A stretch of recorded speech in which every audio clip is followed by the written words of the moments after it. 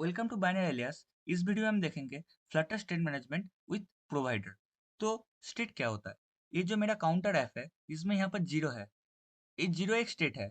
जैसे ही मैंने ये इंक्रीमेंट बटन को क्लिक किया, जीरो से वन हो गया, मतलब एक स्टेट से दूसरा स्टेट में चेंज हो गया। इसको स्टेट चेंजेस कहते हैं। और इस स्टेट चेंजेस को हम कैसे ऑप्टिमाइज तरीके से कर सकते हैं, इसको ही हम स्टेट मैनेजमेंट कहते हैं। ठीक है। अब हम एक काउंटर ऐप का थोड़ा-सा ओवरव्यू ले लेते हैं। तो ये अंडरस्कोर काउंटर एक इंटीजर वेरिएबल है, जो जिसमें हम 0 असाइन करके रखे हुए हैं पहले। उसके बाद जो काउंटर का वैल्यू है, वहाँ यहाँ पर हमने टेक्स्ट के अंदर जो वैल्यू है उसको डिस्प्ले कर रहे हैं। और उसके बाद जो फ्लोटिंग एक्शन बटन है, मतलब ये वाला जो इंक्रीमेंट का बटन है, फ्लोटिंग एक्शन बटन, उसके अंदर जो ऑन प्रेस है, ऑन प्रेस के अंदर हमने से स्टेट मेथड को कॉल किया है। उसके बाद काउंटर प्लस प्लस, मतलब काउंटर की वैल्यू को एक घड़ इंक्रीमेंट कर दो। जैसे ही हम फ्लोटिंग एक्शन बटन को प्रेस करते हैं, काउंटर के वैल्यू को एक स्टेप इंक्रीमेंट कर दो। तो से स्टेट क्या है? से स्टेट बेसिकली एक, मतलब एक मेथड है जो फ्लटर का इनबिल्ट मेथड है। मतलब फ्लटर के साथ ही से स्टेट आता है, उसको उसकी हेल्प से हम स्टेट को चेंज कर सकते हैं। मतलब ये 0 से 1 अगर मैंने ऐसे ही स्टेट को कमेंट कर दिया, उसके बाद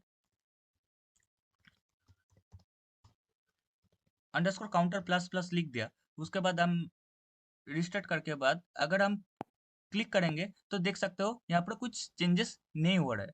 मतलब क्या हो रहा है? इसका स्टेट चेंज नहीं हो रहा है। जैसे ही हम इसको फिर से अनकमेंट कर देंगे, देखो स्टेट चेंज हो गया। उसके बाद फिर से स्टेट चेंज हो गया, उसके बाद फिर से स्टेट चेंज हो गया। मतलब ये वाला जो काउंटर प्लस प्लस मैंने किया था से स्टेट के बाहर, इसके इससे क्या हुआ, स्टेट काउंटर का वैल्यू इंक्रीमेंट हो गया, बट स्टेट चेंजेस नहीं हुआ, मतलब डिस्प्ले में चेंजेस नहीं हुआ।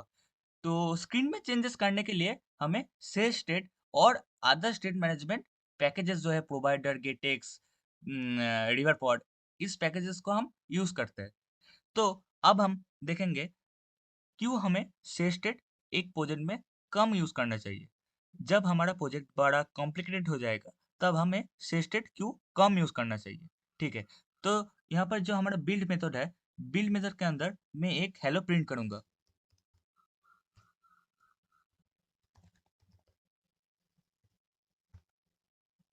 ठीक है। अब हम इसको इंक्रीमेंट करेंगे। देखो, हेलो प्रिंट हो गया। उसके बाद फिर से दो बार, यहाँ पर दो है, यहाँ पर तीन है। मतलब क्या हो रहा है, ये हेलो बार बार प्रिंट हो रहा है। जैसे ही मैंने इंक्रीमेंट बटन को क्लिक किया, हेलो बार बार प्रिंट हो रहा है। मतलब तो ये तो नहीं होना चाहिए ना, मेरा पूरा विजेट ट्री रिबिल्ड नहीं होना चाहिए। अगर मेरा विजेट ट्री पूरा रिबिल्ड होगा, अगर मेरा मतलब यहाँ पर चार पांच विजेट है, उसके उससे भी ज़्यादा विज़ेट हो सकता है, तो वो वाले सारे विज़ेट फिर से रिबिल्ड हो जाएगा। तो उससे क्या होगा, हमारा फ्लटर का जो ऐप है, उसका मतलब वो ऑप्टिमाइज़ नहीं होगा, वो एफिशिएंट नहीं होगा, वो स्लो हो जाएगा, वो लैग करेगा। तो ये नहीं होना चाहिए। तो इसके लिए ही हम सेस्टेट को नहीं यूज़ करेंगे। सेस्टेट पूरा विज़ेट ट्री को हमारा रिबिल्ड कर देता है। लेकिन हमारा सिर्फ़ स्पेसिफ़िक एक जगह को रिबिल्ड करने के लिए हम ये प्रोवाइडर पैकेज को यूज़ करेंगे। ठीक है, चलो अब हम प्रोवाइडर पैकेज को इम्पोर्ट कर लेते हैं।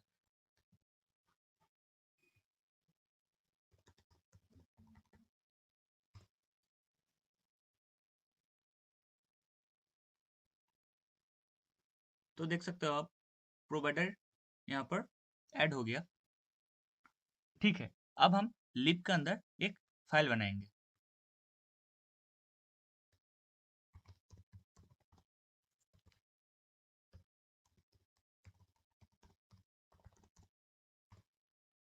ठीक है, अब हम एक क्लास बनाएँगे।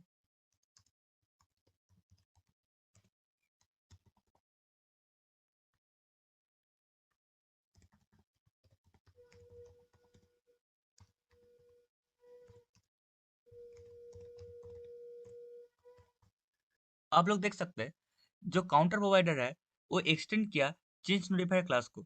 चेंज नोटिफायर क्लास को एक्सटेंड करने का मतलब है उसको इनहेरिट कर दिया।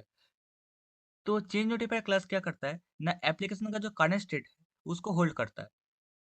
और इस क्लास के अंदर जो स्टेट चेंजेस होता है, उसको क्या करता है ना, नोटिफाई कर देता है सब लिसनर्स को। अब नोटिफाई एंड लिसनर्स क्या होता है हम बाद में देखेंगे। तो ठीक है, अब हम क्या करेंगे ना, हम एक इंटीजर वेरिएबल बनाएंगे।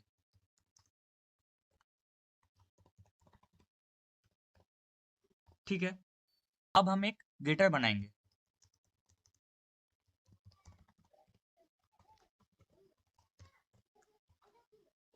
ठीक है, तो एक इस गेटर का क्या काम है, गेटर मेथड का, जब भी हम इस काउंटर गेटर मेथड को कॉल करेंगे, जिस जिस पार्ट के भी हमारा एप्लीकेशन का जिस पार्ट में भी, वहां पर हमें इस जो अंडरस्कोर काउंटर जो वेरिएबल है, प्राइवेट वेरिएबल, उसका वैल्यू हमें मिलेगा, उसका भी वैल्यू मिल जाएगा।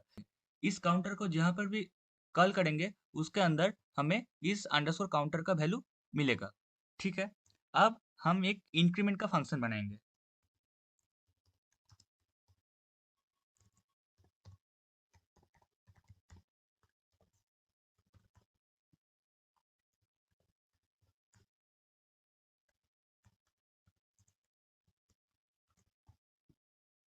ठीक है, तो हम इस मेथड के अंदर सिर्फ प्राइवेट जो काउंटर है उसको एक घट इंक्रीमेंट कर दिया।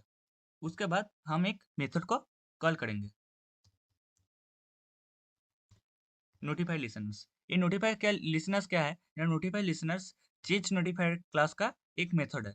इसका काम है यहाँ पर जो जो चेंजेस हुआ है उसका एक नोटिफिकेशन भेज देना। इसका एक नोटिफिकेशन भेज देना मतलब ये बोलेगा हमारा चेंज नोटिफायर क्लास का जो काउंटर प्रोवाइडर है, मतलब जो काउंटर प्रोवाइडर क्लास है उसमें एक चेंजेस हुआ है। ठीक है ना, अब जो जो इस क्लास को काउंटर प्रोवाइडर क्लास को लिसन करेगा उसको पता चल जाएगा जे इस क्लास के अंदर ये चेंजेस हुआ है। ठीक है, ये नोटिफाई लिसनर्स का काम ही है एक नोटिफिकेशन भेज देना। तो अब हम क्या करेंगे ना, हम स्कैफोल्ड को एक विजेट से रैप करेंगे, उसका नाम है कंज्यूमर।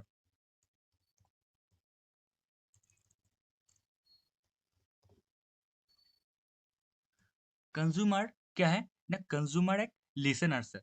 मतलब मैंने यहाँ पर बोला ना कि चेंज नोटिफाई लिसनर्स का काम है जो यहाँ चेंज नोटिफायर क्लास के अंदर जो जो चेंजेस हुआ है वो एक उसका एक नोटिफिकेशन भेज देना सब लिसनर्स के पास जो जो इस क्लास को लिसन कर रहा है। तो इस क्लास को ये वाला कंज्यूमर इस क्लास को लिसन कर रहा है, तो इसके पास एक चेंजेस होने का एक नोटिफिकेशन आ जाएगा। अब एक कंज्यूमर एक पैरामीटर लेता है बिल्डर। बिल्डर के अंदर तीन पैरामीटर है, कॉन्टेक्स्ट, वैल्यू एंड चाइल्ड। ठीक है, अब हम रिटर्न करेंगे क्या ना, रिटर्न करेंगे ये पूरा स्कैफोल्ड। मतलब ये पूरा जो स्कैफोल्ड है ये मैंने काट कर लिया है यहाँ से और यहाँ पर इसको रिटर्न कर दिया। ठीक है, अब हम क्या करेंगे, ये जो से स्टेट का पार्ट है ये पूरा मैं कमेंट कर दूंगा। अब क्या करूंगा ना, यहाँ पर जो वैल्यू है, देखो काउंटर प्रोवाइडर, ये जो वैल्यू है मतलब ये जो बिल्डर के ये वैल्यू है, इस वैल्यू के अंदर काउंटर प्रोवाइडर क्लास का सबका एक इंस्टेंस बोल सकते हो आप। इसका एक काउंटर प्रोवाइडर क्लास का एक इंस्टेंस है। इसके मदद से हम काउंटर प्रोवाइडर क्लास का जो भी हम मेथड है, वेरिएबल है, उसका एक्सेस यहाँ से हमें इस वैल्यू की मदद से हमें मिलेगा। ठीक है, तो अब वैल्यू के बाद हम डॉट करेंगे तो ये देखो काउंटर जो हमारा गेटर मेथड था, उसके बाद इंक्रीमेंट, इंक्रीमेंट जो हमें फंक्शन बनाया था, इंक्रीमेंट भी हमें मिल गया। तो इंक्रीमेंट को सिंपली यहाँ पर कॉल कर देंगे। उसके बाद हम देखेंगे क्या होता है। देखो हमें एक एरर मिल गया, इस एरर को हम कैसे सॉल्व करेंगे ना, हम सिंपली यहाँ पर जो मेटेरियल ऐप है, इस मेटेरियल ऐप को एक विजेट से रैप करेंगे, उसका नाम है मल्टी प्रोवाइडर। मल्टी प्रोवाइडर, ठीक है। अब मल्टी प्रोवाइडर के अंदर प्रोवाइडर्स प्रोवाइडर्स एक एरे है, उसके अंदर चेंज नोटिफायर प्रोवाइडर के अंदर हम काउंटर प्रोवाइडर जो क्लास है उसको हम सिंपली यहाँ पर कॉल कर देंगे। और यहाँ पर एक कॉन्टेक्स्ट लगेगा।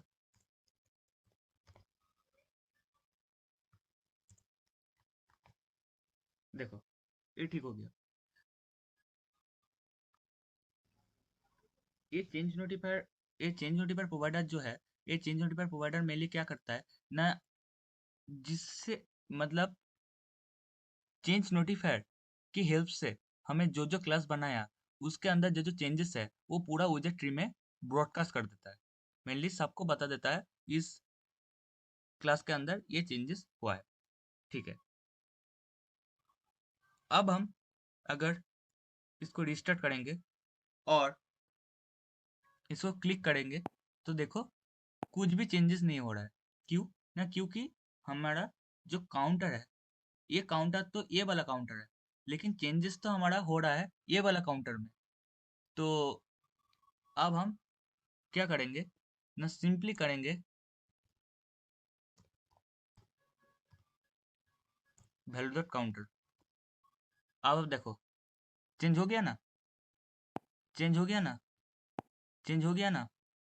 लेकिन अब हमें एक चीज पता चलेगा, सेस्टेट और प्रोवाइडर का डिफरेंस। देखो ये वाला जो हेलो है, रिस्टार्ट करने के बाद एक बार हेलो प्रिंट हो गया। अब हम इसको क्लिक करेंगे, देखो हेलो दूसरे बार प्रिंट नहीं हुआ, हेलो तीसरी बार प्रिंट भी नहीं हुआ, प्रिंट नहीं हुआ। मतलब क्या हो रहा है ना, पूरा विजार्ड ट्री अब नहीं रिबिल्ड हो रहा है, जिस पार्ट का जरूरत है वही रिबिल्ड हो रहा है, पूरा विजार्ड ट्री अब रिबिल्ड नहीं हो रहा है।